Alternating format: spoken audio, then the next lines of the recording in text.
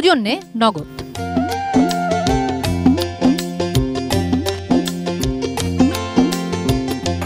ধন্যবাদ। এই মুহূর্তে আমি দাঁড়িয়ে আছি রাজধানীর সবচেয়ে জনপ্রিয় এবং সবচেয়ে বড় যে কোরবানির পশুর হাট সেখানে, অর্থাৎ গাবতলী হাটে। এখানে কিন্তু হাট জমে উঠেছে, অর্থাৎ নানা রকমের গরু কিন্তু এখানে ওঠা শুরু হয়েছে, এখনও আসছে।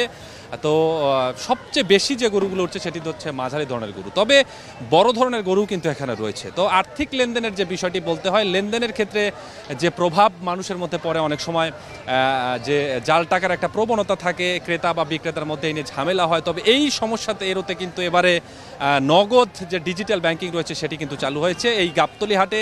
এখানে বেশ জনপ্রিয় মানুষও কিন্তু এখানে আসছেন এবং ডিজিটাল মাধ্যম দিয়ে তারা লেনদেন করার চেষ্টা করছেন। যারা আমরা ক্রেতা এবং বিক্রেতার সাথেও কথা বলেছি, তারাও কিন্তু বলছেন যে নগদ টাকা যখন দিতে অনেকের সমস্যা হয় বা জাল টাকা বা টাকা নিয়ে আসতে অনেক সমস্যা হয়, সেক্ষেত্রে কিন্তু মোবাইল ব্যাংকিং যেটি রয়েছে নগদের, সেটির মাধ্যম দিয়েও কিন্তু তারা যথেষ্ট স্বাচ্ছন্দ্য নিয়েই এই গাবতলী হাট থেকে তারা এই কেনাকাটা করছেন। তো এটি নিয়ে আসলে ক্রেতা বিক্রেতার মধ্যে যথেষ্ট স্বাচ্ছন্দ্য রয়েছে। তবে আরেকটি বিষয়, রাত্রেও কিন্তু এই ডিজিটাল লেনদেনের যে ব্যবস্থা নগদ চালু রেখেছে সেটি কিন্তু রয়েছে। তো সব মিলে বলতে হয় যে নগদের যে ডিজিটাল লেনদেনের প্রভাব সেটি কিন্তু খুব সুন্দরভাবে, দারুণভাবে এই সুফল উপভোগ করছে ক্রেতা এবং বিক্রেতা, যেটি নিয়ে স্বাচ্ছন্দ্যই প্রকাশ করেছেন ক্রেতা বিক্রেতা দুজনারাই।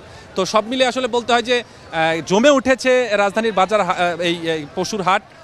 তো লেনদেনের ক্ষেত্রেও কোনো ঝামেলা হচ্ছে না। তবে প্রশাসনের ক্ষেত্রে যথেষ্ট তৎপর রয়েছে।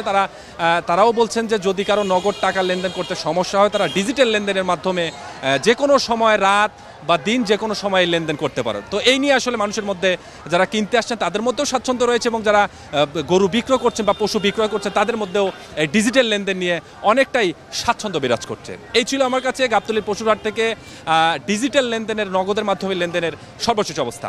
চলছে প্রেডিকশন গেম নগদ অ্যাপে। প্রেডিকশন করে জিতুন জিক্সার বাইক, টিভি, স্মার্টফোন সহ আরো অনেক পুরস্কার।